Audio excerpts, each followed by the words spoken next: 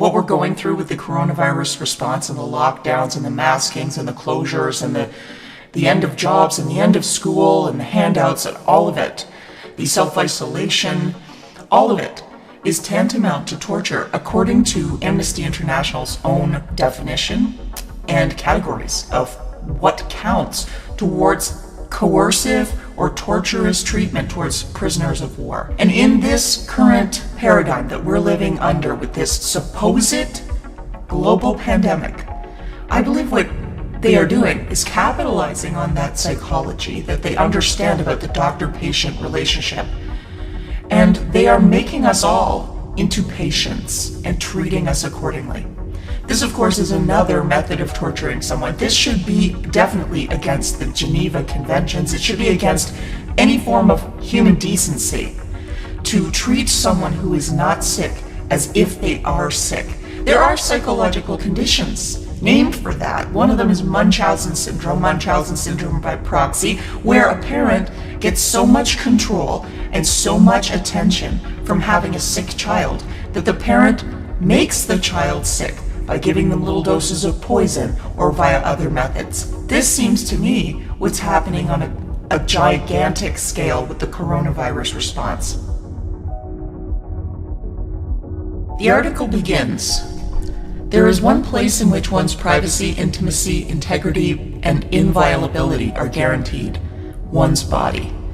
The process of chronic disease invades, defiles, and desecrates this shrine.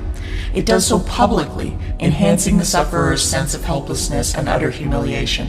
Hence the all-pervasive, long-lasting, and frequently irreversible effects and outcomes of long-term, intractable illness. The medical system, the medical tyranny, the techno-fascists, that's the final frontier for them. They want to conquer our body. They want to conquer our minds. In a way, the torture victim's own body is rendered his worst enemy.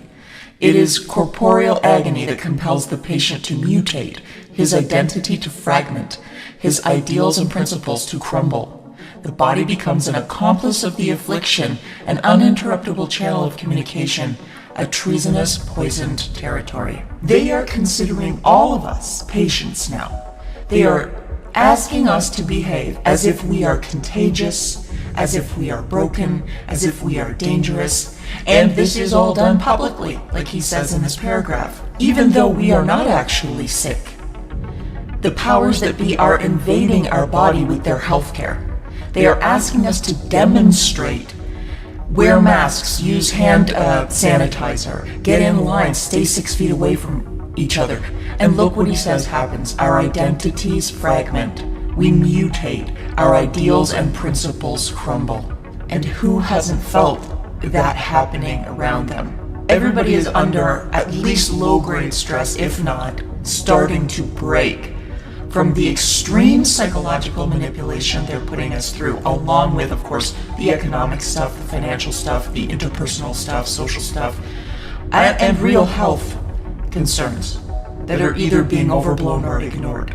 They're locking us into this dance that a chronically ill person has with the medical system, the helpless relationship, the dependent relationship that they have with that system. It fosters a humiliating dependency of the abused on medicines, doctors, and bureaucracies.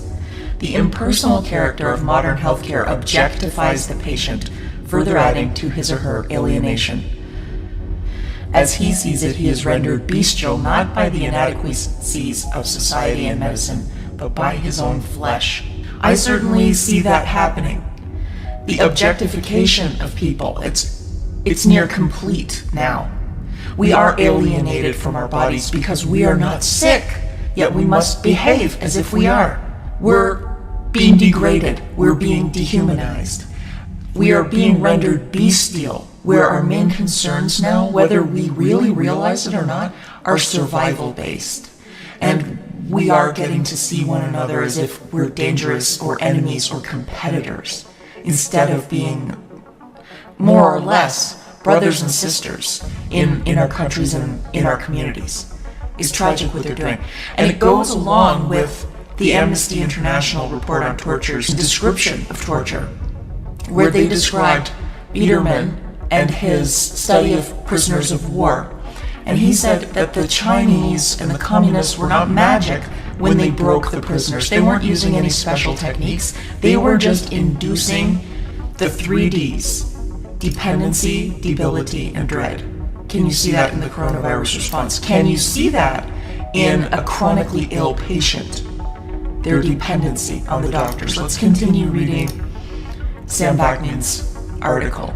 Illness robs the patient of the most basic modes of relating to reality and thus is the equivalent of cognitive death.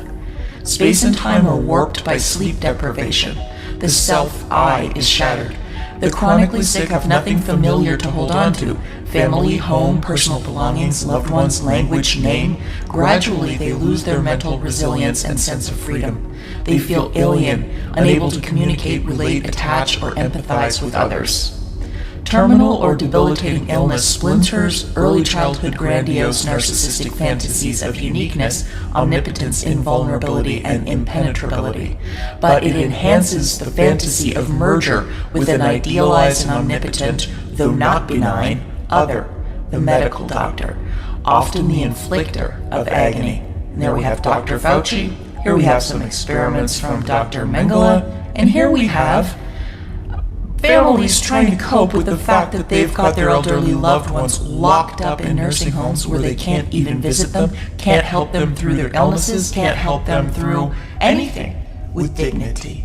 These COVID response officials are doing exactly what the medical system would do to a chronically ill patient. They are hooking us in so that their worldview is the dominant one. They are scaring us that if we don't behave and we don't listen to them, then things will get worse. They make us complicit. They make us participate in the torture. Because we're scared, because this is about our health, because we feel like we don't have enough knowledge. So they break down our ability to take care of ourselves. To continue. Chronic disease has no cutoff date. The sounds, the voices, the smells, the sensations reverberate long after each episode is ended, both in nightmares and in waking moments. The patient's ability to trust the rationality and benevolence of the world has been irrevocably undermined. Social institutions are perceived as precariously poised on the verge of an ominous Kafkaesque mutation. Nothing is either safe or credible anymore. Surely, you can see the obvious way that is playing out in all of our lives now. All of us dependent on this system that isn't making any sense. And it's very precarious. We don't know what they're going to do next. In the case of a chronically ill patient, they don't know if their body is going to take a turn for the worse suddenly, if changing a medicine will hurt them. But they have to do what the doctors say, not only because they are accustomed to depending on experts, but because there's not another alternative in our society. They've literally cut off other routes. We can sort of use some natural remedies, but they vilify that in the mainstream media and in the quote-unquote mainstream science. In Canada, you can't choose to go to a private clinic unless you leave the country. You can't get around their prescriptions, their idea of what is the right course of action for you. And think of the COVID response. 15 days at first, then 30 days, just a little longer, just wear a mask. This might last for years. This is the new normal. They let us into big box stores, but they don't let us into small family restaurants or bakeries or hardware stores. They are releasing prisoners, dangerous prisoners, out into the streets, but they are arresting people who are not complicit with the medical tyranny, who simply don't want to wear a mask, who simply don't want to use hand sanitizer, who simply state out loud that they don't believe the numbers. They don't believe this is a dangerous pandemic.